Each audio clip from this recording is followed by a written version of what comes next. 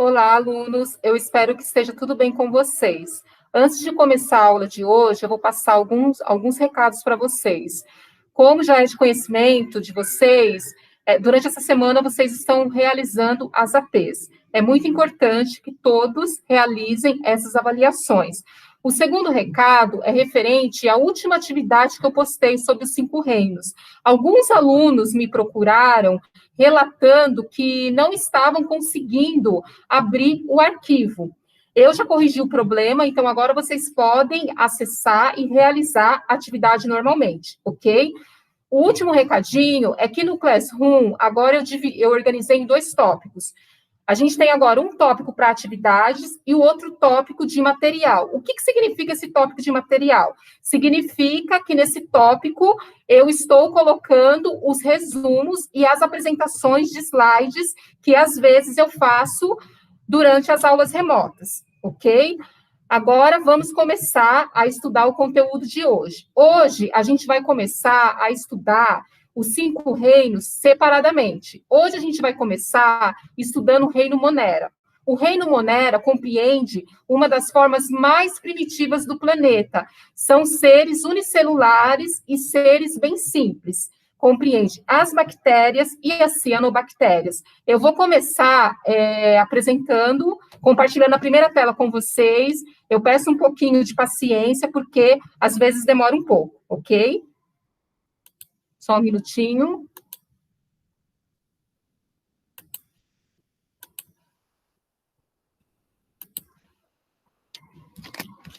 Reino Monera, pessoal. Aqui na minha tela, reparem que eles são todos procariontes. Eu não vou explicar novamente o que é um ser procarionte, porque eu já falei na aula passada, e em outras aulas que a gente fez também eu já expliquei. Compreende as bactérias e as cianobactérias. São seres procariontes, unicelulares, autotrófos ou heterótrofos. O que significa autotrófos ou heterótrofos? Retomando, autotrófos são aqueles organismos que sintetizam o teu próprio composto orgânico, e heterotrófos precisa buscar a sua nutrição na natureza, precisa buscar esse composto orgânico para se alimentar. Eles podem ser aeróbios ou anaeróbios. O que significa isso? Aeróbio são aqueles seres que dependem do oxigênio para a sobrevivência. Anaeróbios são aqueles seres que só conseguem sobreviver com a ausência do oxigênio. Um exemplo de uma bactéria anaeróbia é a bactéria causadora do tétano, a Clostridium tetani. Normalmente, essa bactéria, ela afeta somente feridas profundas, porque em feridas superficiais, ela não encontra condições ideais para se reproduzir, ok? A importância. Pessoal, de uma forma quase que geral, as bactérias, elas não são de toda forma ruim. A gente tem bactérias que, inclusive, são importantes na fabricação de iogurte, de bebidas e de alguns tipos de queijos.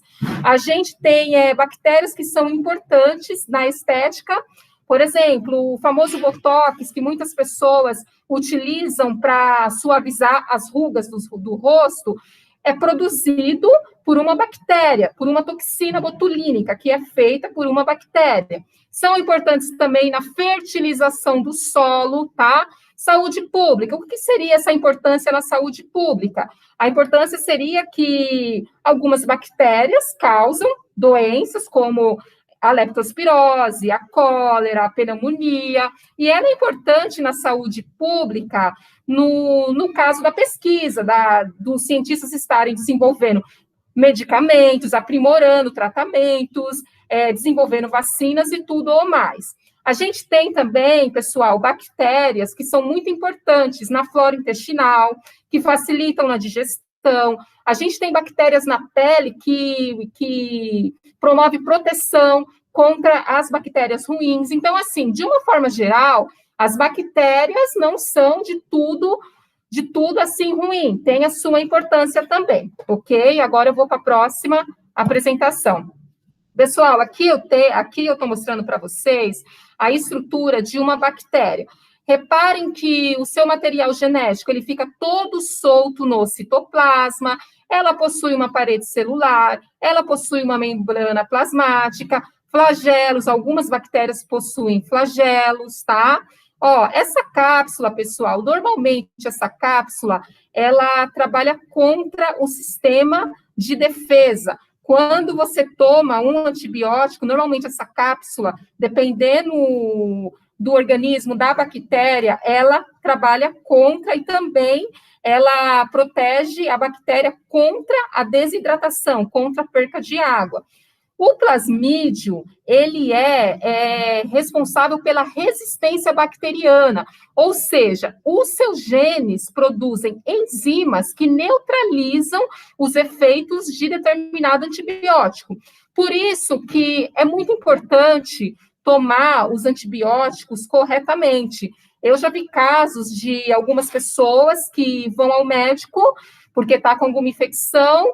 Aí o médico passa, toma esse antibiótico por 7 dias. Aí chega no segundo dia, a pessoa melhora dos sintomas. Daí o que a pessoa faz? A pessoa deixa de tomar o antibiótico. O que acontece? Além da pessoa não sarar completamente dessa infecção, ela faz com que o seu corpo acabe produzindo ainda mais bactérias, mais ainda resistentes. Então, por isso que é importante tomar antibiótico corretamente. E é justamente por isso que hoje em dia já não se pode mais comprar antibióticos sem receita médica, ok?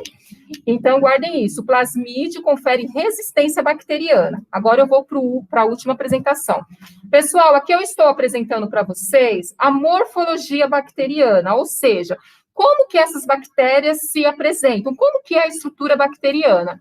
Aqui, pessoal, reparem, a gente tem aqui, ó, estafilococo.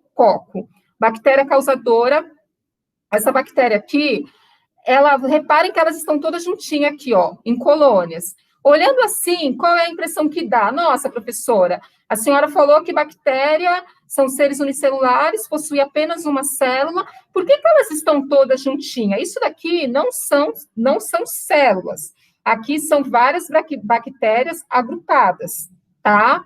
Reparem aqui, ó, aqui a gente tem o vibrião, causador da cólera, formato de vírgula, aqui a gente tem os bacilos, aqui a gente tem diplococo, que é causador da pneumonia. Só fazendo uma correção aqui, pessoal, quando eu fui explicar aqui a estafilococo, eu comecei a falar que ela era causadora da pneumonia, mas eu me enganei, desculpa, tá? Causadora da pneumonia é diplococo, tá? Que ela tá aqui em cima, que parece dois cocos juntos, tá? Que é causadora da pneumonia. Então, aqui é a morfologia das bactérias, a forma como que elas se apresentam. Cada uma tem um formato, ok? Agora, deixa eu encerrar a apresentação, voltar.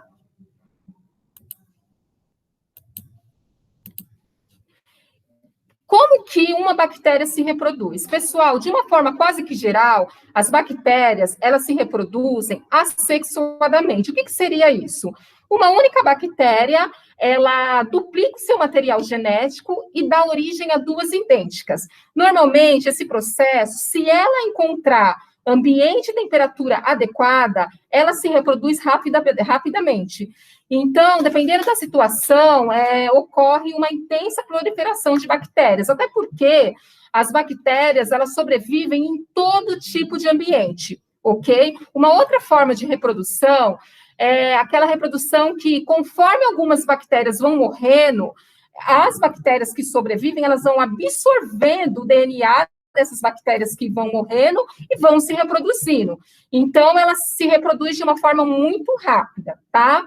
E no caso das bactérias, pessoal, a gente ainda tem antibióticos para tratá-las. No caso dos vírus, a gente não tem, de uma forma geral, um medicamento que trate os vírus. Normalmente, os medicamentos, eles não tratam os vírus, eles tratam os sintomas. Por quê? Porque, como os vírus não têm célula, é muito difícil desenvolver um medicamento para combatê-los, porque, em alguns casos, quando você vai administrar um medicamento para determinado vírus, você acaba matando uma célula importante no corpo do paciente.